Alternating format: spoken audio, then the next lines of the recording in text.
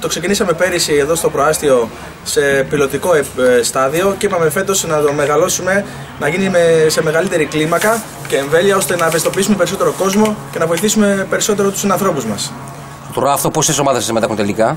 Θα συμμετέχουν πάνω από 20 ομάδες, γύρω στους 600 αθλητές και πάνω υπολογίζουμε, και τα τρόφιμα που θα συγκεντρωθούν θα τα διανύμουμε στην Τράπεζα Τροφίμων του Δήμου Πατρέων, στην Αρχιεπισκοπή Πατρών, καθώς και στο Κοινωνικό Παντοπολείο του Ολυμπιακού Πατρών, γιατί το διοργανώνουμε μαζί με τον Ολυμπιακό Πατρών, και στα συσίτια Διομήσης Σιτίου της Αγίας Σοφίας, την έδρα του Αετού Πατρών. Και τώρα αυτό θα αρχίσει μετά τα Χριστούγεννα, έτσι? Θα αρχίσει στις 27 Δεκεμβρίου και θα ολοκληρωθεί στις 4 Ιανουαρίου με μια τελετή λήξης που θα έχει γίνει ένας αγώνας σάλας, είναι κάτι καινούριο, στο Τόφαλος, στα Μποζαΐτικα. Γίνεται βέβαια υπό την αιγίδα της ΕΠΣ Αχαΐας, όμως έχει και υποστηριχθές. Ένας από αυτούς είναι ο Ανδρέας ο Σέρος.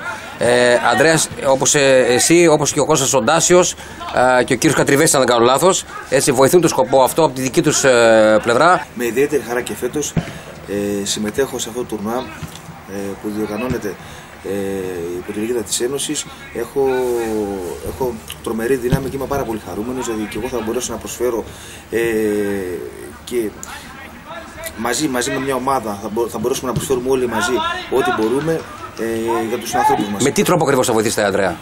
Δίνοντας τρόφιμα? Ναι. Ή χρηματικό ποσό? Θέλω να το τονίσω αυτό, ότι ο σκοπός μας δεν είναι τα χρήματα, και το τονίζω και είμαι σαφής ότι δεν δεχόμαστε χρήματα. Ούτε απαιτούμε τρόφιμα. Όσοι οι συνάνθρωποι μας, όσοι θα ασχοληθούν και θα μπορέσουν να βοηθήσουν αυτό το ΝΟΑ, θέλουμε να μας βοηθήσουν με τρόφιμα μακράς διάρκειας.